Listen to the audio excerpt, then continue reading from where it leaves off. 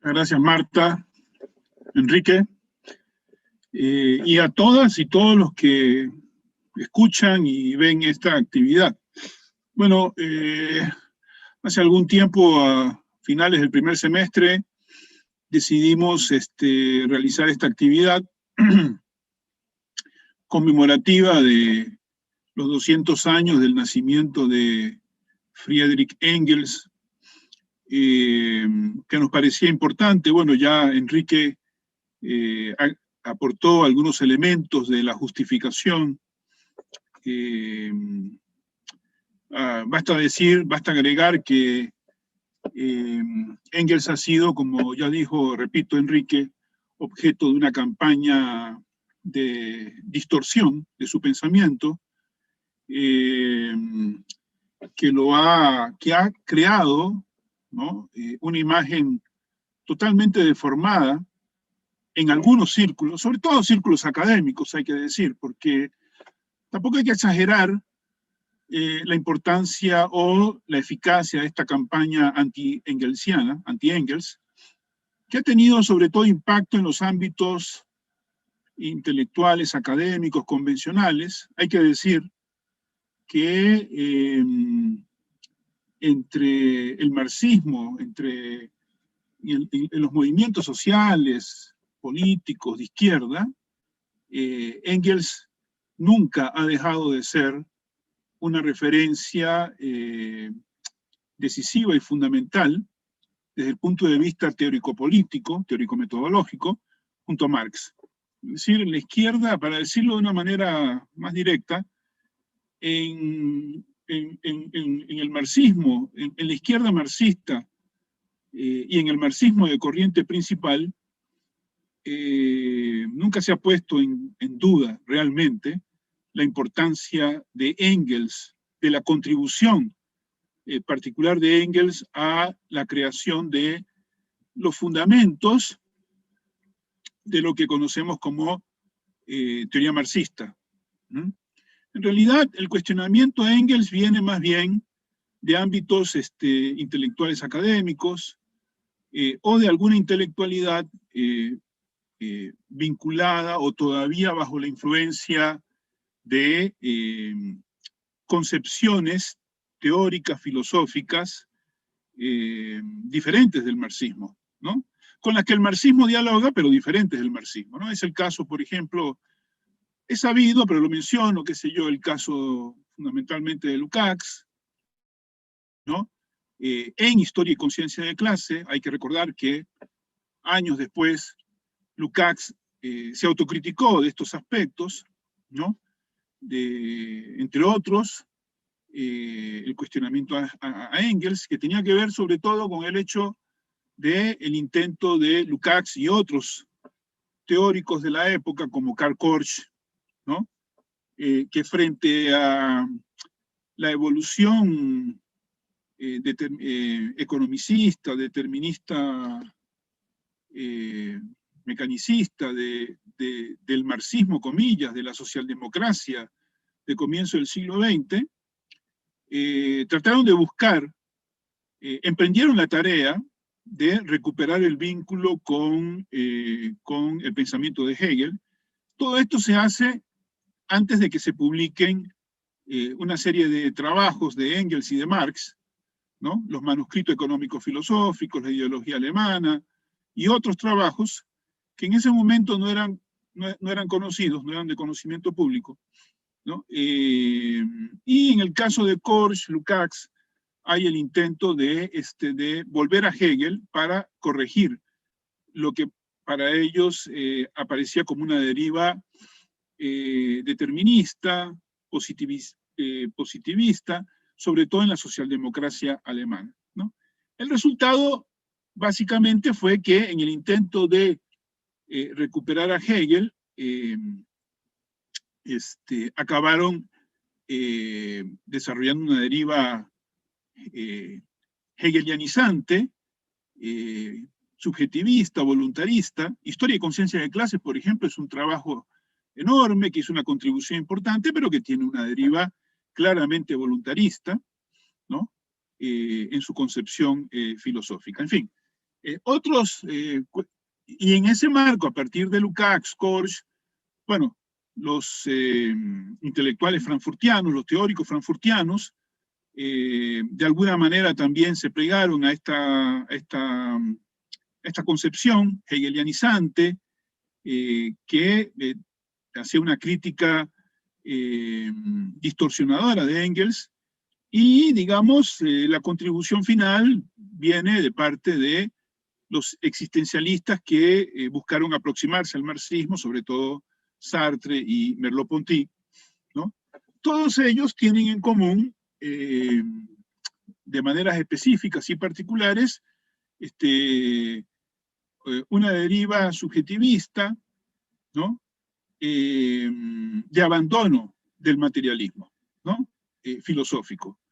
Pero resulta que el materialismo filosófico es un aspecto fundamental de la concepción filosófica del marxismo. Es decir, el marxismo como concepción del mundo, como filosofía, tiene dos pilares. Uno es la dialéctica, el otro es el materialismo. A partir de ahí existe un marco de debate en torno a la relación justa entre el aspecto materialista, el aspecto dialéctico, y en cada autor de alguna manera explora esa relación. Sin embargo, en la corriente principal del marxismo, una cosa está muy clara. Esa relación, a su vez dialéctica, entre el materialismo y el método dialéctico, es fundamental para entender las concepciones marxistas, el marxismo como una concepción general, ¿no?, del mundo. ¿Cuál es el lugar entonces de Engels en el marxismo como tradición de pensamiento? Hay que decir que Engels cumple un papel, es un co-creador del marxismo, ¿no? Sencillamente hay que decir que cuando hablamos de el marxismo como concepción del mundo, el papel de Engels es el de un co-creador. Engels históricamente no solo hizo una contribución fundamental en relación con los fundamentos de lo que hoy llamamos teoría marxista, sino que en algunos aspectos, como ya adelantaba Enrique, Engels llega primero que Marx a algunas conclusiones, como por ejemplo el problema de la importancia de la economía política, por ejemplo, para el análisis histórico-social, pero también la importancia del materialismo, ¿no? La importancia del materialismo. Es decir, Engels, el estudio de Engels, por ejemplo, sobre la situación de la clase trabajadora en Inglaterra es un estudio pionero que le mostró donde, por ejemplo, Engels introduce, antes de Marx, la comprensión de la importancia de la lucha de clases para entender la historia de las sociedades clasistas, ¿no? En una serie de aspectos, digamos, Engels llega primero que Marx y definitivamente hizo una contribución decisiva para la creación del marxismo, ¿no?, para el surgimiento y desarrollo del marxismo, ¿no? Engels es un co-creador modesto, la famosa frase, la famosa imagen del segundo violín, ¿no?, que es una frase, que es una concepción discutible. Si Engels era un segundo violín, lo sería de uno de los más grandes pensadores de la historia humana, ¿no? Pero como quiera que sea, la parte que desempeñó Engels en la creación del marxismo no puede ser puesta en cuestión. En realidad, aquellos que en el siglo XX, los ya mencionados, hicieron una crítica distorsionadora y en algunos aspectos incluso calumniosa de Engels, tachándolo de positivista, etcétera, etcétera, en realidad, si tenían la pretensión de superar a Engels, la historia demostró en el debate que en realidad se quedaron muy por detrás, ¿no? Nadie puede negar que Lukács, Korsch, las estrellas frankfurtianas, incluso Sartre, Merleau-Ponty, Alfred Schmitt, ¿no?, otro teórico marxista importante, nadie puede negar que hicieron aportes de distinto tipo y valor, que son intelectuales fundamentales del siglo XX, pero la realidad es que desde el punto de vista de la teoría marxista, ninguno de ellos superó a Engels. Engels es, en comparación con todos ellos, un gigante, ¿no? Y es un gigante en el sentido de la misma valoración que hace Marx de Engels, ¿no? De su inteligencia, de su erudición, de la flexibilidad que mostraba para ocuparse de los más diversos temas y profundizar en ellos, ¿no? Erudición y flexibilidad y capacidad y talento que se muestran en las obras de Engels, ¿no? Engels legó una serie de obras a pesar del sacrificio reconocido por Marx que Engels hizo en beneficio de la obra común, ¿no? A pesar del enorme sacrificio que Engels hizo personalmente durante 20 años para ayudar a Marx en su trabajo realizado en difíciles condiciones de análisis crítico de la economía capitalista y la crítica de la economía política burguesa, el enorme sacrificio que hizo Engels durante 20 años, a pesar de ello, Engels no solo cumplió un papel fundamental en los inicios de la colaboración de ambos, de Marx y de Engels, no solo desempeñó un papel decisivo, sino que los largos años en que tuvo que vivir una doble vida, ¿no?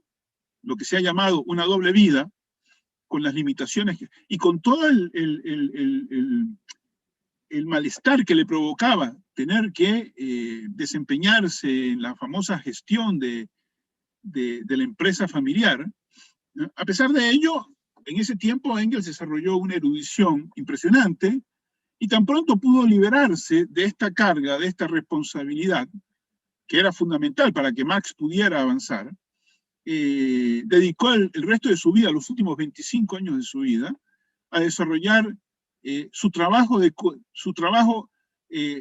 fundamental de desarrollo, de ampliación, ¿no? De mostrar el enorme poder explicativo del marxismo en muy diversos campos, ¿no?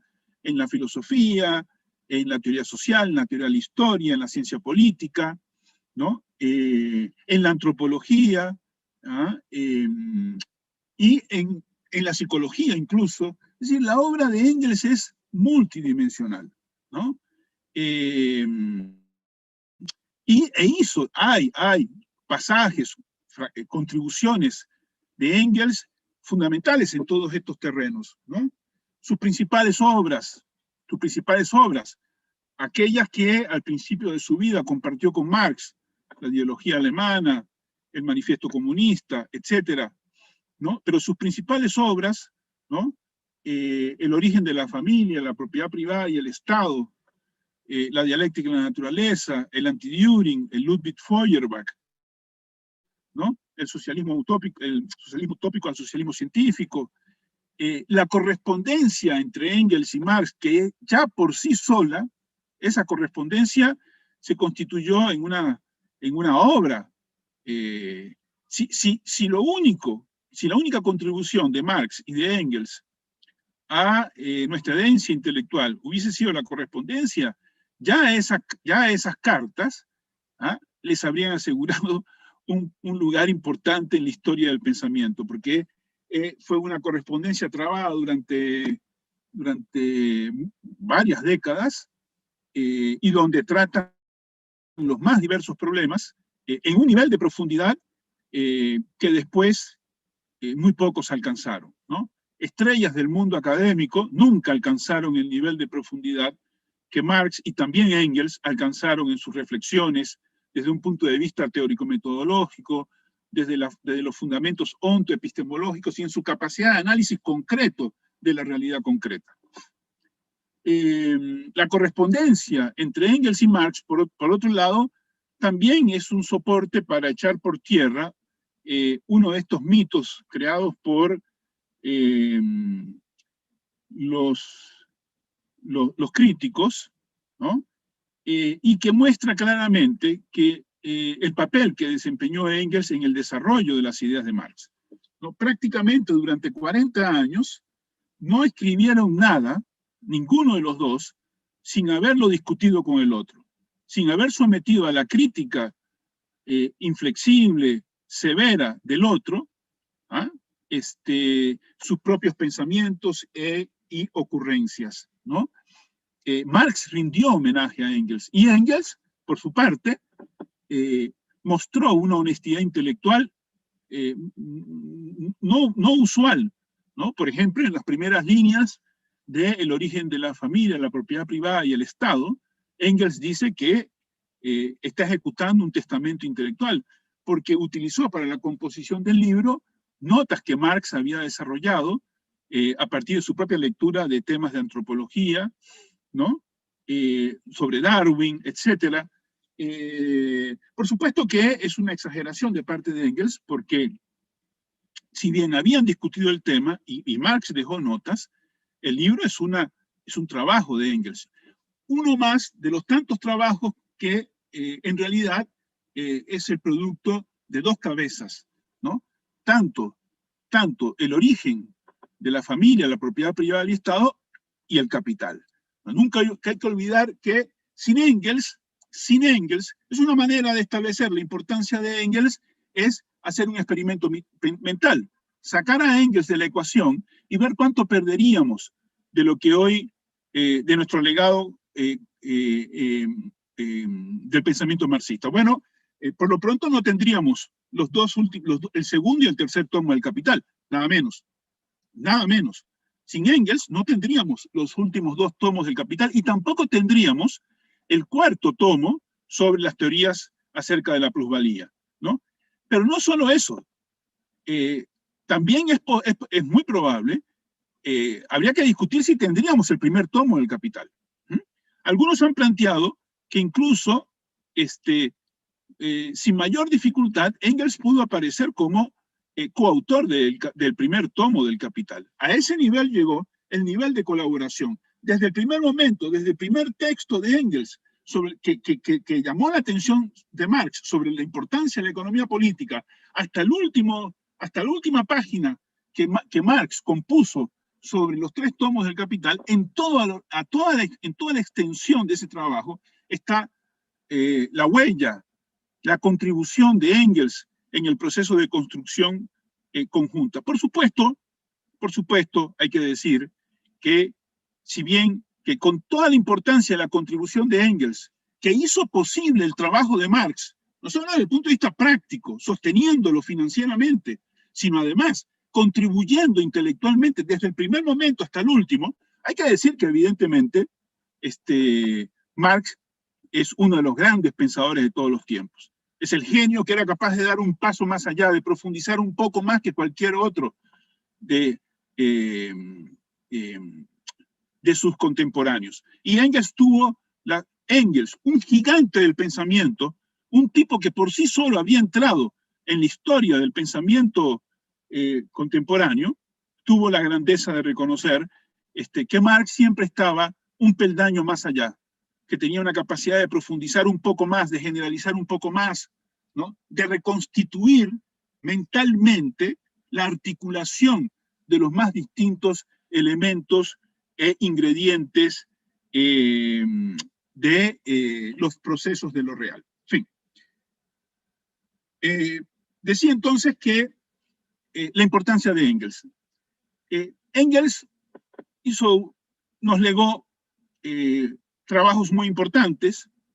No he mencionado las cartas de finales de la primera mitad de los años 90, donde Engels se ocupa de clarificar algunos temas muy importantes, cartas que al día de hoy desempeñan un papel significativo en nuestra comprensión del marxismo, porque Engels, que siempre fue partidario de que el marxismo debía mostrar capacidad de actualización y de autocorrección, en esas cartas hace alusión a aquello de que muchos conocemos, que la mayoría de nosotros conoce, de cómo las urgencias y las condiciones en que desarrollaron inicialmente su trabajo durante la mayor parte de la vida de su vida, en lucha contra las corrientes idealistas, tanto en el plano de la discusión más general como en el plano de los estudios históricos sociales, forzó un cierto énfasis. La lucha contra las corrientes idealistas de distinto tipo forzó cierto énfasis, y ese énfasis iba en el sentido, en alguna medida, de las posiciones del materialismo filosófico y las concepciones vinculadas con la importancia de lo económico en la vida social, entendiendo lo económico como la producción y reproducción de las condiciones materiales de existencia de los seres humanos. Pero en esas cartas, Engels recuerda que también a lo largo de sus obras también quedó muy claro la importancia del aspecto subjetivo, de la conciencia. Engels tiene la honestidad intelectual de reconocer que probablemente no subrayaron tanto este aspecto, justamente, repito, por las condiciones polémicas en que desarrollaron su trabajo, en las condiciones intelectuales y sociales concretas, donde en un medio cultural en que el peso de las concepciones idealistas era abrumador en esa época, y todavía hoy siguen teniendo un peso muy importante, sobre todo en el ámbito académico.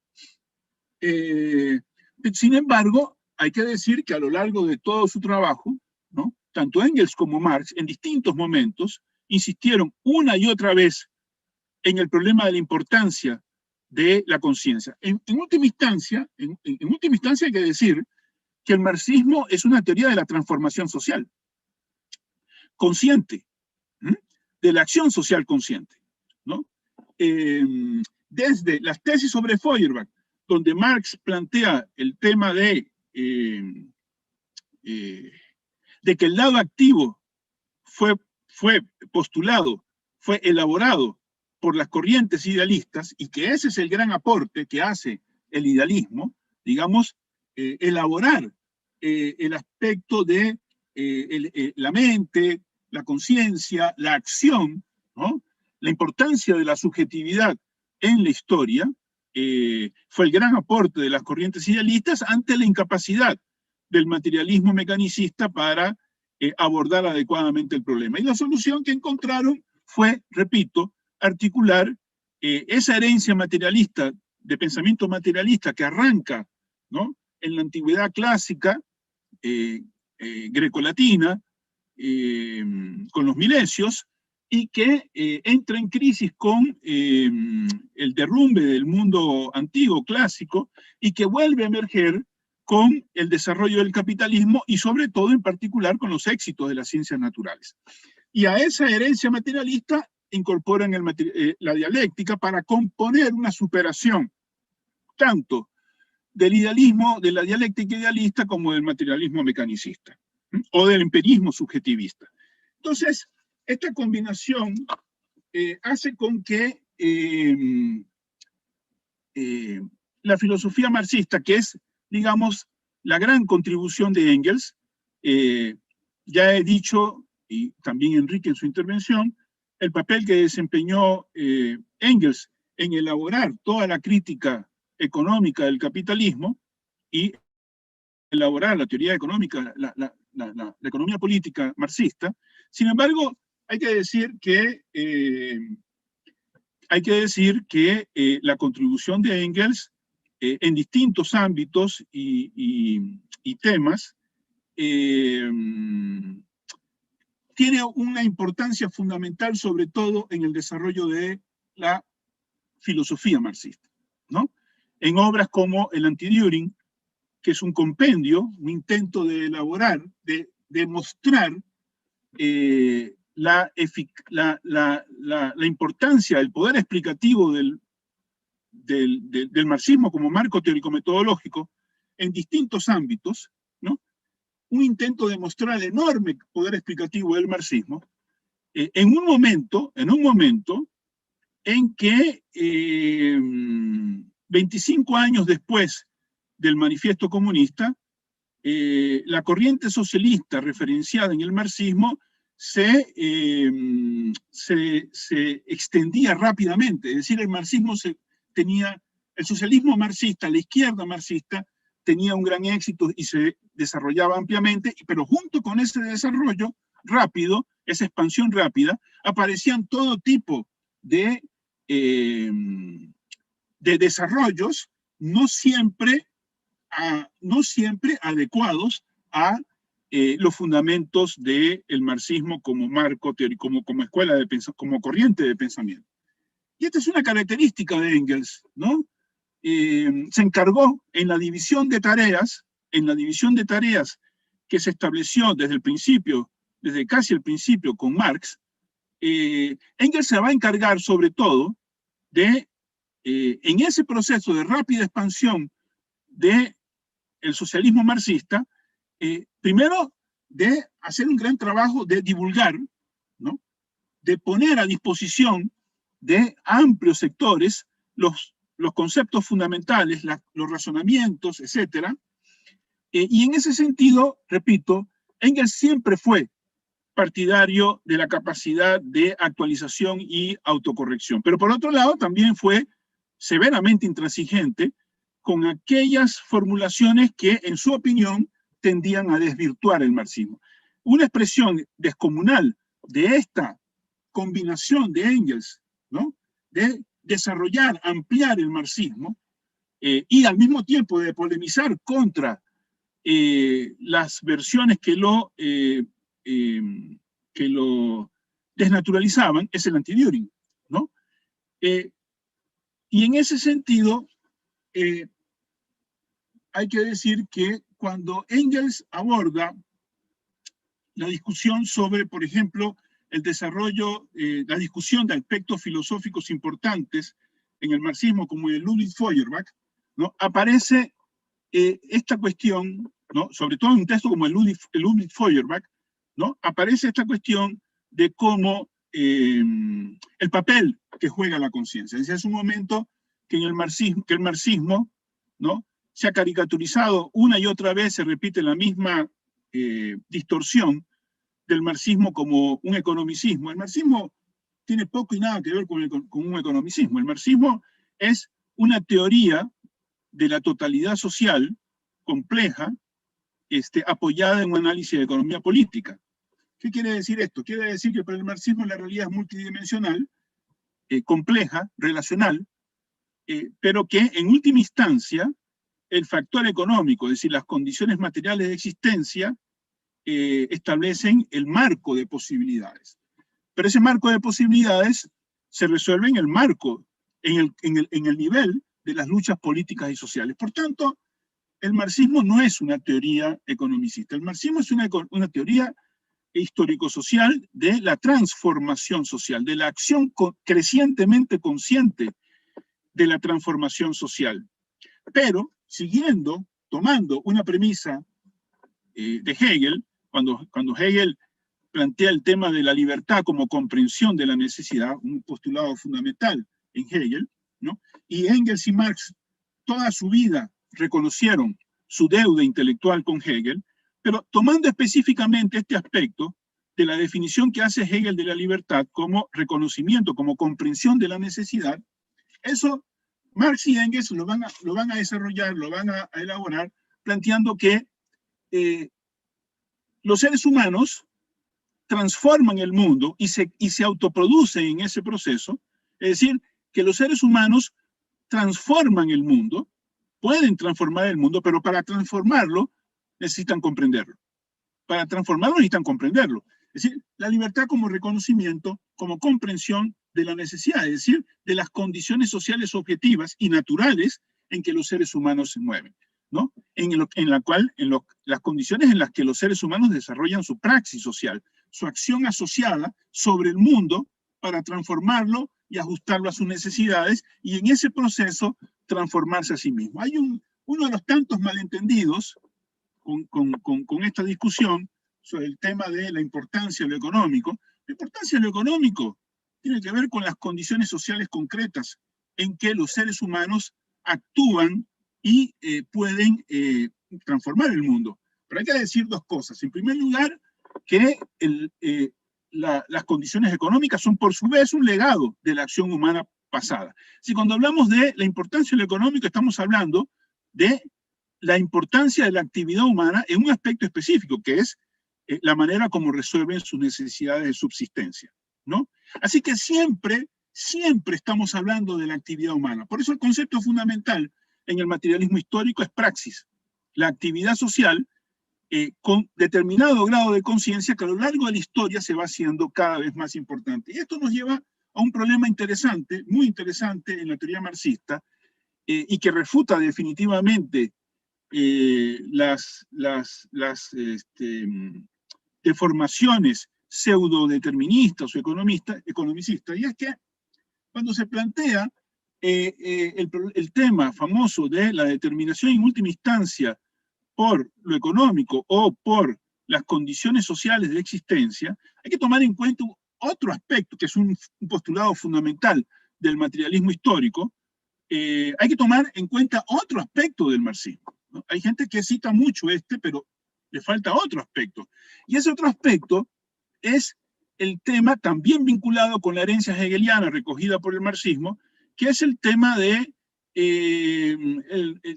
pasar del reino de la necesidad al reino de la libertad. ¿Qué significa pasar del reino de la necesidad al reino de la libertad? Quiere decir que durante buena parte de la evolución humana, la historia humana es la historia de la transformación de las condiciones de vida por los propios seres humanos, ¿no? La historia humana es el producto del trabajo, cómo el trabajo transformó, el trabajo humano transformó las condiciones de vida de los seres humanos. Es decir, cómo los seres humanos se han autoproducido en su propia actividad. Pero durante buena parte de la historia, hasta inicios del capitalismo, ese proceso de autoproducción humana se dio de manera inconsciente. Como dicen Marx y Engels en el manifiesto, los seres humanos hacen su propia historia, pero no en condiciones escogidas por ellos, sino en condiciones heredadas. Y la mayor parte de las veces sin conciencia completa, histórica, de este fenómeno. De ahí tema que también está en Hegel, en la fenomenología del espíritu, de cómo los seres humanos progresivamente se van alzando a la conciencia de su carácter histórico universal, es decir, a la autoconciencia. Este elemento que está presente en la fenomenología del espíritu pasa al marxismo como un proceso de producción humana en la historia, en su trabajo, en su praxis social, en su actividad asociada, en el cual, además de modificar las condiciones, sus condiciones de vida y de modificarse a sí mismo, además produce otro efecto. Poco a poco, lentamente, progresivamente, los seres humanos van cobrando una conciencia creciente de su propia actividad, de que van cobrando conciencia de que el mundo en el que viven es cada vez más un mundo creado por ellos mismos, o como diría Hegel, al salir de sí, el individuo, el ser humano, se descubre a sí mismo en su otro, en el mundo natural, y entonces vuelve sobre sí, ¿no? Y se reconoce como sujeto autoconsciente, creador del mundo. El espíritu hegeliano, en ese sentido, en buena medida, la teoría de Engels y de Marx, en realidad es una manera de confirmar a Hegel, ajustando, superando el problema del lenguaje idealista de Hegel, que en realidad durante buena parte de su obra es un realista, como dice Ernst Bloch, y creo que ya mencionó también Enrique. Entonces el problema acá, interesante, de la relación entre Hegel y Engels y Marx, es que se podría decir que Hegel tiene razón, en el sentido de que la naturaleza se transforma en Geist, en espíritu. El mundo natural se transforma en mundo histórico. Solo que lo que aportan Engels y Marx es que este no es un proceso que se da en la conciencia intelectualmente, sino que se da en la conciencia intelectualmente, pero la base histórico-social del proceso es el trabajo humano, la actividad práctica humana de transformación de sus condiciones concretas, que es la base sobre la cual se puede desarrollar la conciencia, cosa que también dice Hegel en la fenomenología, cuando afirma que la conciencia emerge en el trabajo, en la praxis de los seres humanos. En el proceso de transformar sus condiciones de vida, los seres humanos se transforman a sí mismos y poco a poco van cobrando conciencia de sí mismos. Y de esa manera, gracias al trabajo, la naturaleza se transforma en Geist, en espíritu, el mundo natural se transforma en mundo histórico. Y todo esto está en la obra de Engels. Y hay algunos que dicen que Engels es positivista, ¿no? Engels no solo tenía un conocimiento profundo de la obra de Hegel y de la filosofía y de la historia del pensamiento, sino que además tenía un conocimiento de Hegel bastante mejor que la mayoría de sus críticos, sino que además lo superaba aún más en otro aspecto. Pensaba dialécticamente. Cuando se lee, pensaba dialécticamente. Más que experto en citas de Hegel, Engels era un pensador dialéctico. Cuando uno revisa el origen de la familia, la propiedad privada y el Estado, y ve cómo Engels es capaz de articular dialécticamente los tres aspectos de la ecuación, ¿no? El problema de la propiedad, el surgimiento de la propiedad privada, la sociedad de clases, el problema de la familia y cómo lo asocia la monogamia con la prostitución, con la opresión de la mujer, etcétera. Hay una cantidad de frases, de pasajes. Hay un largo pasaje cuando estudia la familia centrado en el problema de la relación entre monogamia y prostitución, monogamia y propiedad privada, etcétera, etcétera. Y cómo lo articula con el problema. Solo un pensador dialéctico podría haber sido capaz, profundamente dialéctico, habría sido capaz de construir un texto como El origen de la familia y la propiedad privada. Para no hablar de la dialéctica de la naturaleza, que hace algo, ya termino, Marta, que hace algo, la dialéctica de la naturaleza hace algo, que ha sido muy criticada, ¿no? Voy a decir algo fuerte. Ya dije que los críticos de Engels han hecho aportes. Bueno, ahora voy a ser un poco más fuerte porque ellos han sido poco generosos con Engels. Pigmeos intelectuales en comparación con Hegel, con Engels, han osado criticar la dialéctica de la naturaleza de Engels. Engels, a partir de la filosofía de la naturaleza de Hegel, hace un intento formidable de elaborar una filosofía, una interpretación teórica de la ciencia, mostrar la lógica subyacente, las leyes más generales. Decía Enrique Tortós que una de las críticas a la dialéctica de la naturaleza era que al postular leyes generales, tanto para lo social como lo natural, se perdía la especificidad. Bueno, como dice Engels en sus famosas cartas de los años 90, de lo que adolece esta gente es de falta de dialéctica, porque si hubiesen entendido y estudiado un poco de dialéctica, conocerían la dialéctica de lo general y lo particular, y entenderían que el postular, el buscar leyes generales, regularidades estructurales y tendencias, procesos subyacentes, no solo no impide especificaciones, conocimiento, sino que es la condición de todo conocimiento específico. Y si tuviesen razón los críticos de Engels, hoy no sería posible la filosofía de la ciencia. No serían posible ni Einstein, que buscó una teoría general, una teoría general de una fuerza general, ¿no? Luego lo voy a precisar, ¿no? O no sería posible Prigogine, uno de los grandes científicos y filósofos de la ciencia contemporánea, uno de los creadores de la teoría del caos y la complejidad, que plantea que las dos categorías fundamentales de la filosofía de la ciencia, en el plano más general posible, es complejidad de devenir. No sería posible Piaget, probablemente el más importante epistemólogo del siglo XX, que plantea que los dos movimientos fundamentales en la naturaleza son diferenciación e integración. Es decir, si los críticos de la dialéctica de la naturaleza tuviesen razón, hoy no sería posible ninguna filosofía de la ciencia. Y el resultado sería una fragmentación hiperempirista de la realidad, en un amontonado de particularidades al cual no subyacería ninguna lógica no observable. Bueno, el descomunal esfuerzo de Engels con los datos que tenía en la época, y lo dice, con estos datos y sabiendo que iban a ser superados, hizo un gran esfuerzo por construir una teoría sistemática, una generalización teórica sobre los fundamentos ontoepistemológicos más generales de las ciencias naturales y sociales, ¿no? Tal vez en el cierre, lo dejo por acá, pero tal vez en el cierre podría referirme un poco más a los aspectos histórico-sociales que Engels trabaja en el Ludwig Feuerbach, por ejemplo, y en el Anti-Düring. Muchas gracias. Bueno, muchas gracias al profesor Ayala por su tiempo. Vamos a dedicar este espacio un poquito a leer los comentarios que tenemos en los diferentes espacios de Facebook y de YouTube. Bueno, cuando se refirieron, dice, a la unidad de las ciencias, no caería, la pregunta es, ¿no caería en una especie de monismo en el que todo está relacionado con todo?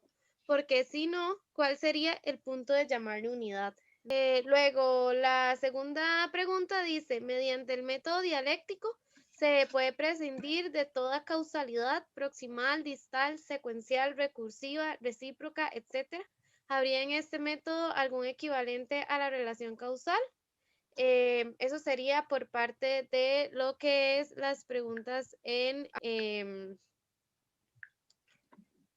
YouTube. Con Ahora respecto vamos. al tema del término monismo, bueno, el término monismo ha sido definido de maneras muy distintas en la historia de la filosofía, y sería largo y no es el momento de tratar de precisar esa noción. Lo que sí se puede decir claramente es que en este tema tenemos dos opciones. Una imagen del mundo como algo fragmentado, o partir de la tesis de la unidad del mundo, ¿no? Es decir, una hipótesis racional que guía la investigación científica, el conocimiento científico, es la unidad del mundo. ¿Mm? ¿Qué significa la unidad del mundo? Que hay un solo mundo, no hay dos mundos, uno natural y otro espiritual. Eso sería una concepción metafísica, teológica, idealista. Un materialista parte de que hay un solo mundo. ¿Me explico? Y en ese mundo, entonces, hay diferenciaciones y particularidades, ¿no? Piaget, repito, uno de los grandes epistemólogos, o el principal, tal vez, epistemólogo del siglo XX, partía de que el mundo es uno solo y en ese mundo hay una dialéctica de continuidad general y discontinuidades relativas. Es la dialéctica de lo general y lo particular. Lo mismo, la misma premisa racional está presente en grandes científicos como Einstein, como Darwin, ¿no? Como la mayoría de los cuánticos, como en Prigogine, etcétera, etcétera, ¿no? En las teorías de la complejidad del caos, por ejemplo, partimos de que hay un solo mundo, ¿no? Y nosotros somos parte de ese mundo.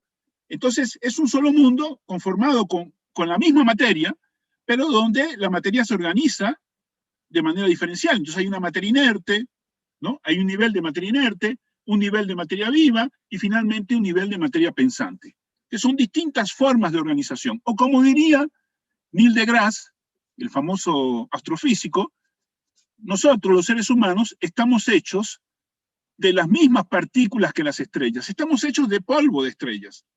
Somos parte del universo, del mundo, solo que somos aquel momento en el que la materia organizada consigue cobrar conciencia. Primero alcanza vida, materia orgánica, y después consigue llegar a un nivel evolutivo en que se aparece la conciencia. Somos, los seres humanos, el momento en que la naturaleza consigue pensarse a sí misma. Como decía hace un momento, en términos de Hegel, somos el momento en que el mundo natural se convierte en Geist, en espíritu. El momento en que el mundo natural se transforma en mundo histórico. Y en el momento en que se transforma en mundo histórico, el momento en que evolutivamente aparece el ser humano, una criatura social, pero con un alto grado de inteligencia, porque desarrolló contingentemente un cerebro grande y complejo, cuando los seres humanos aparecemos, emergiendo de la naturaleza, ¿ah? Aparece un bicho, ¿no? Social, un primate social, pero con un alto grado de inteligencia potencial. Y este alto grado de inteligencia potencial lleva inevitablemente al desarrollo de una fuerte individualidad, ¿no? Entonces, y ahí aparece y se desarrolla la subjetividad en el marco de la interacción social. Tenemos la interacción social, el desarrollo de la subjetividad de la conciencia, la interacción social, el desarrollo de la conciencia y, por tanto, un alto margen de libertad posible. Entonces, decía, hay unidad del mundo, partimos de esa hipótesis racional que está implícita en todo el conocimiento científico, en la ciencia como proyecto, y esa unidad del mundo es lo que hace posible el conocimiento humano, la unidad del conocimiento. Por eso, Hegel, para crear su concepción filosófica, tuvo que hacer una crítica del dualismo kantiano, porque la otra opción es separar naturaleza y espíritu. Y Hegel reconstituyó esa unidad, en el sentido de que el pensar puede alcanzar al ser, el concepto puede alcanzar al sujeto, al objeto. Entonces, se rompe el dualismo kantiano y se reconstituye una concepción del mundo unificada, pero al mismo tiempo dialéctica, diferenciada. Repito, continuidad general que se articula dialécticamente con discontinuidades relativas. Y el segundo argumento, la segunda pregunta, sobre el problema de la dialéctica y la explicación causal, bueno, una perspectiva dialéctica supone una concepción de multicausalidad, de sobredeterminación. Efectivamente, partimos de que en este mundo todo está conectado con todo. En el mundo todo está conectado con todo, de una manera próxima o remota, pero es un solo mundo y todo está, y todos los elementos que lo componen están interactuando.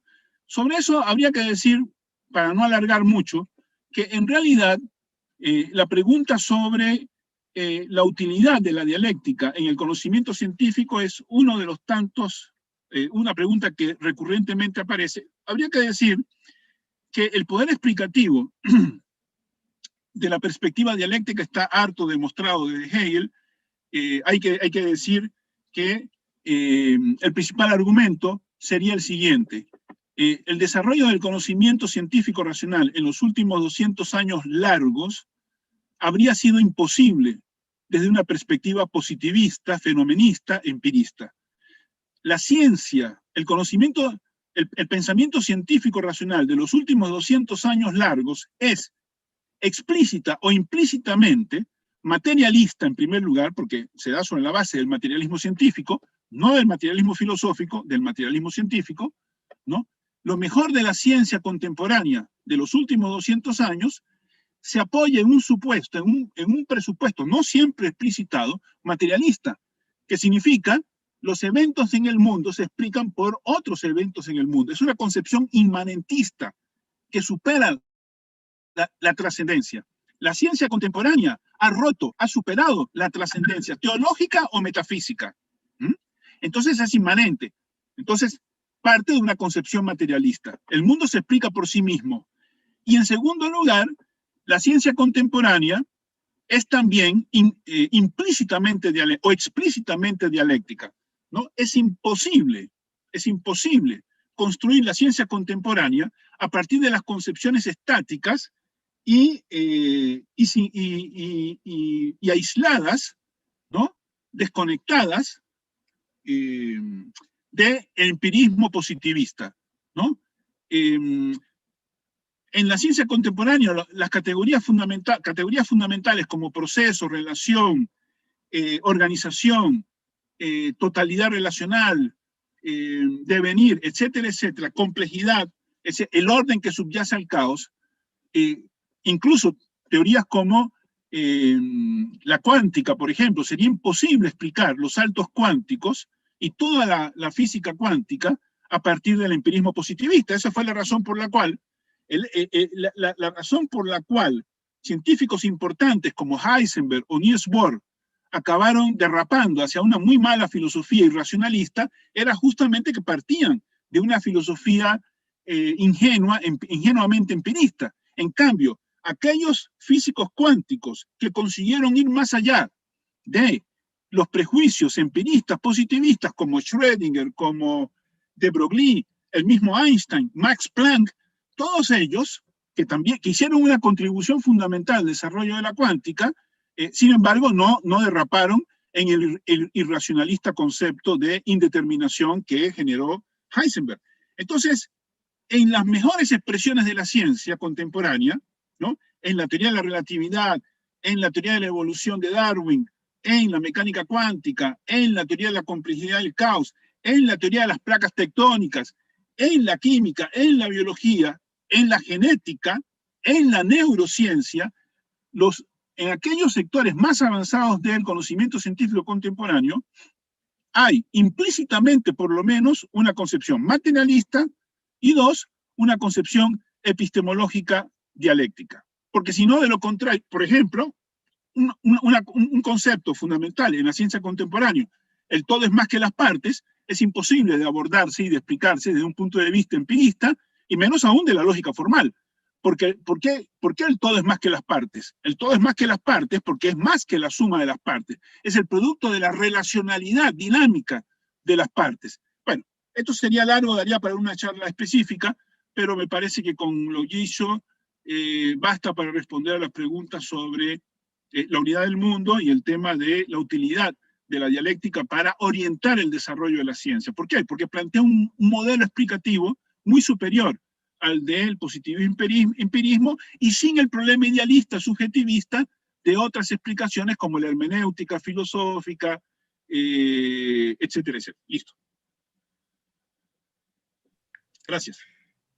Bueno, muchas gracias pues a los ambos expositores por su tiempo y por sus aportes que creo que han sido muy pertinentes en la conmemoración, ¿verdad?, del natalicio de Engels. Pues esperamos que haya sido de provecho para todos y buenas tardes. Nos vemos en alguna otra oportunidad.